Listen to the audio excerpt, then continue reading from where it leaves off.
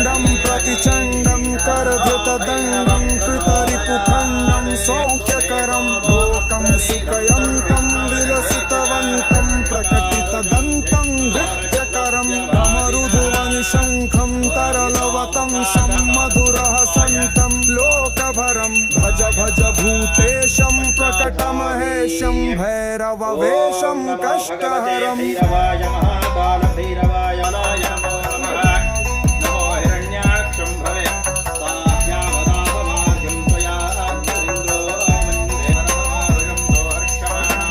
चर्चित सिन्दूरं रणभुवि दूरं दुष्टविदूरं श्रीनिकरं किङ्किणिगणरावं त्रिभुवनपावं खर्परसावं पुण्यभरं करुणामयवेशं सकलसुरेशं मुक्तसुखेशं पापहरं भज भज भूतेशं श्मशान भैरवाय नमः। ओं भीषण भैरवाय नमः। ओं संहार भैरवाय नमः।